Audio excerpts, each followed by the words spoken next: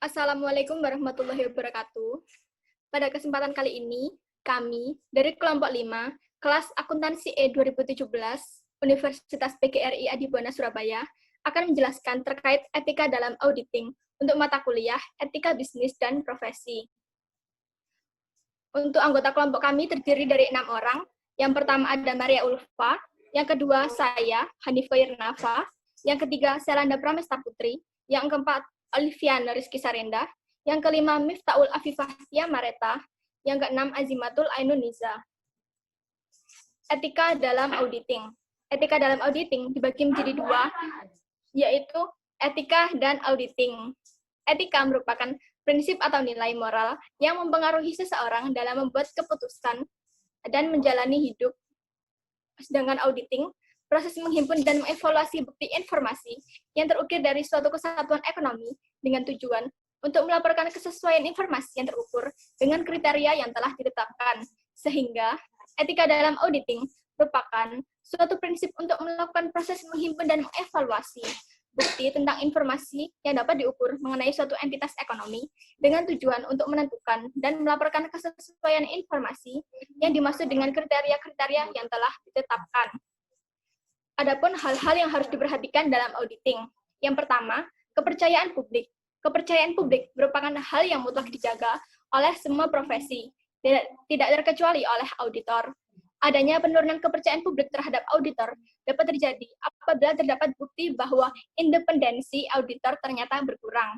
Bahkan juga dapat disebabkan oleh keadaan auditor yang berpikir sehat atau reasonable, sehingga dianggap dapat mempengaruhi sikap independensinya yang berdampak pada berkurangnya klien. Oleh karena itu, seorang auditor harus memiliki sikap independensi, yaitu sikap mental yang bebas dari pengaruh, tidak dikendalikan oleh orang lain. Auditor harus independen secara nyata dan independen dalam hal penampilan. Untuk menjadi independen, auditor harus secara intelektual jujur, bebas dari konflik kepentingan dalam menjalankan tanggung jawab profesionalnya, dan memiliki kewajiban untuk bertindak dalam melayani kepentingan publik, menghormati kepercayaan publik, dan mendemonstrasikan komitmennya sebagai profesional. Selain itu, untuk menjaga kepercayaan publik, auditor harus menjalankan tanggung jawab profesionalnya dengan integritas yang tinggi. Tanggung jawab auditor kepada publik. Yang pertama yaitu, auditor harus memiliki tanggung jawab terhadap laporan keuangan yang sedang dikerjakan. Yang kedua, tanggung jawab di sini sangat penting bagi auditor. Yang ketiga, publik akan menuntut sikap profesionalitas dari seorang auditor, komitmen saat melakukan pekerjaan. Yang terakhir yaitu, akuntan tidak hanya memiliki tanggung jawab terhadap klien yang membayarnya saja, akan tetapi memiliki tanggung jawab juga terhadap publik.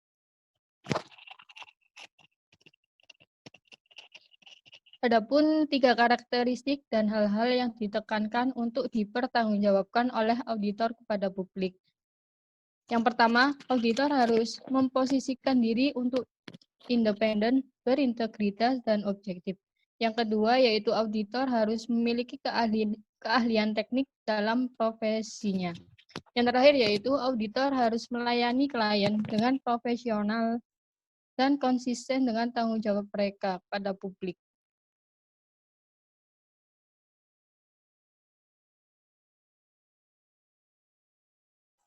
Tanggung jawab dasar auditor. Artinya pelanggaran yang dilakukan oleh seorang dalam memberikan jasanya, baik bukti pelanggaran apapun yang bersifat pelanggaran ringan hingga yang bersifat pelanggaran berdasarkan Peraturan Menteri Keuangan Nomor 17 tahun 2008 hanya dikenakan sanksi administratif berupa sanksi peringatan, sanksi pembekuan izin, dan sanksi pencabutan izin. Auditor mempunyai tanggung jawab untuk merencanakan dan melaksanakan audit. Pekerjaan auditor ini bertujuan untuk memperoleh keyakinan yang memadai apakah laporan keuangan yang diaudit bebas dari sial. Dalam melaksanakan pekerjaannya, terdapat beberapa tanggung jawab dasar auditor. Yang pertama yaitu perencanaan, pengendalian, dan pencatatan. Seorang auditor perlu merencanakan, mengendalikan, dan mencatat pekerjaan yang dilakukan, agar apa yang telah dilakukan oleh auditor dapat dibaca oleh yang berkepentingan. Yang kedua yaitu sistem akuntansi. Auditor harus mengetahui dengan pasti sistem pencatatan dan pemrosesan transaksi dan menilai kecukupan sebagai dasar penyusunan laporan keuangan. Yang ketiga, bukti audit. Auditor akan memperoleh bukti audit yang relevan dan reliabel untuk memberikan kesimpulan rasional dan harus memperoleh bukti yang sangat bermanfaat dalam mengaudit laporan keuangan. Yang keempat, pengendalian intern. Bila auditor berharap untuk menempatkan kepercayaan pada pengendalian internal, hendaknya memastikan dan mengevaluasi pengendalian itu dan melakukan complicates. Yang kelima, meninjau ulang laporan keuangan yang relevan. Auditor melaksanakan tinjau ulang laporan keuangan yang relevan seperlunya dalam hubungannya dengan kesimpulan yang diambil berdasarkan bukti audit lain yang didapat dan untuk memberi dasar rasional atas pendapat mengenai laporan keuangan. Yang keenam, independensi auditor. Independensi berarti sikap mental yang bebas dari pengaruh, tidak dikendalikan oleh orang lain, tidak tergantung pada orang lain. Independensi dapat juga diartikan adanya kejujuran dalam diri auditor dalam mempertimbangkan fakta dan adanya pertimbangan yang objektif, tidak memihak dalam diri auditor dalam merumuskan dan menyatakan pendapatnya. Selama melakukan audit, auditor juga memiliki beberapa tanggung jawab dalam melaksanakan pekerjaannya. Yang pertama, mendeteksi kecurangan. Tanggung jawab untuk melaporkan kecurangan jika terdapat bukti adanya kecurangan. Laporan ini dilaporkan oleh auditor kepada pihak manajemen, komite audit, dan dewan direksi. Yang kedua, tindakan pelanggaran hukum oleh klien. Auditor bertanggung jawab atas salah saji yang berasal dari tindakan melanggar hukum yang memiliki pengaruh langsung dan material pada penentuan jumlah laporan keuangan. Yang ketiga, tanggung jawab terhadap opini yang diberikan. Penyajian yang wajar posisi keuangan, hasil usaha dan arus kas harus sesuai dengan standar akuntansi yang berlaku umum. Menyeratkan bagian terpadu tanggung jawab manajemen. Yang keempat, tanggung jawab terhadap profesi. Tanggung jawab ini mengenai mematuhi standar atau ketentuan yang telah disepakati IAI, termasuk mematuhi prinsip akuntansi yang berlaku, standar auditing, dan kode etik akuntan Indonesia. Yang kelima, tanggung jawab terhadap klien. Auditor berkewajiban melaksanakan pekerjaan dengan seksama dan menggunakan kemahiran profesionalnya.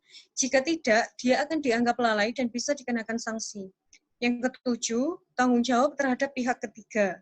Tanggung jawab atas kelalaiannya yang bisa menimbulkan kerugian yang cukup besar, seperti pendapat yang tidak didasari dengan dasar yang cukup. Yang terakhir, tanggung jawab terhadap pihak ketiga atas kecurangan yang ditemukan, dengan melihat lebih jauh penyebabnya. Jika kecurangan karena prosedur auditnya tidak cukup, maka auditor harus bertanggung jawab.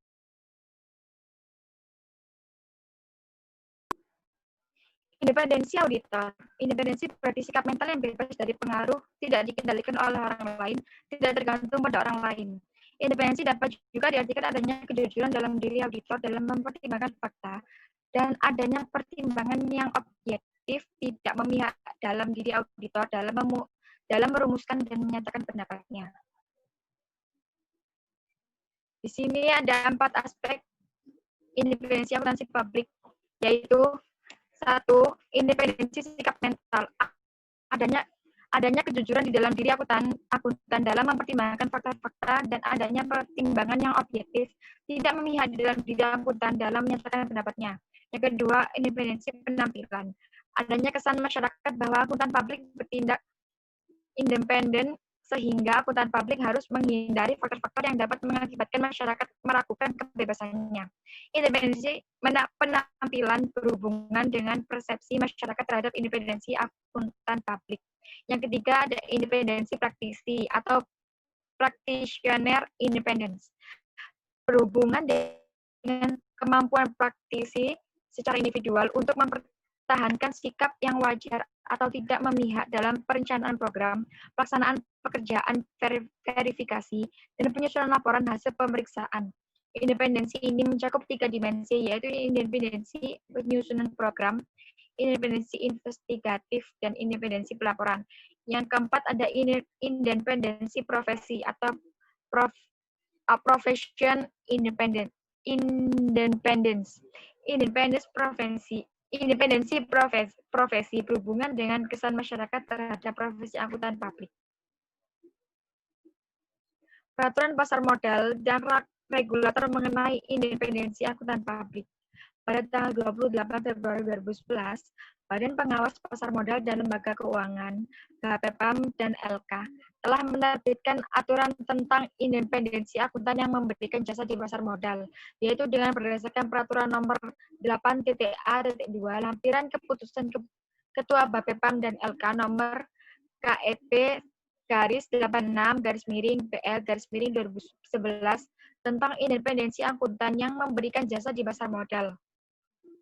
Seperti yang disiarkan dalam press release BPAM LK pada tanggal 28 Februari 2011, peraturan nomor 8.A.2 tersebut merupakan penyempurnaan atas peraturan yang telah ada sebelumnya dan bertujuan untuk memberikan kemudahan bagi kantor akuntan publik atau akuntan publik dalam memberikan jasa profesional sesuai bidang tugasnya.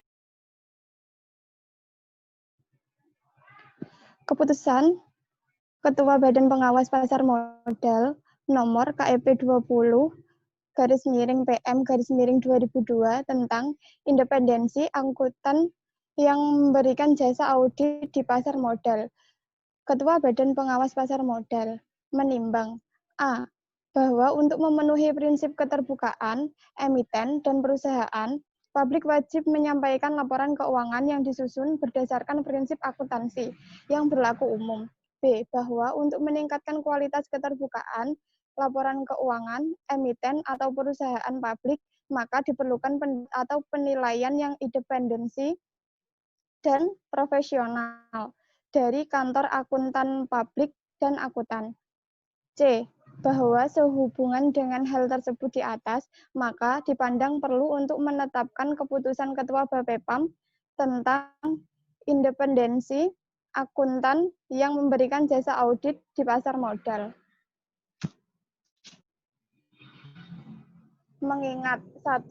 Undang-Undang Nomor 8 Tahun 1995 tentang Pasar Modal dalam kurung Lembaran Negara Tahun 1995 Nomor 65 tambahan Lembaran Negara Nomor 3608. 2. Peraturan Pemerintah Nomor 45 Tahun 1995 tentang penyelenggaraan kegiatan di bidang pasar modal dalam kurung Lembaran Negara Tahun 1995 Nomor 86 tambahan Lembaran Negara Nomor 3617. 3. Peraturan Pemerintahan Nomor 46 Tahun 1995 tentang pemeriksaan di bidang pasar modal dalam kurung Lembaran Negara Tahun 1995 Nomor 87 tambahan Negara Nomor 3618. 4. Keputusan Presiden Republik Indonesia Tahun 7/M Tahun 2000. 5. Keputusan Menteri Keuangan Republik Indonesia Nomor KMK.06/2002 tentang jasa akuntan publik. Menetapkan keputusan Ketua Badan Pengawas Pasar Modal tentang independensi akuntan yang memberikan jasa audit di pasar modal. Pasal 1. Ketentuan mengenai independensi akuntan yang memberikan jasa audit di pasar modal diatur dalam Peraturan Nomor 8.A.2 sebagaimana dimuat dalam lampiran keputusan ini. Pasal 2, keputusan ini mulai berlaku sejak tanggal ditetapkan.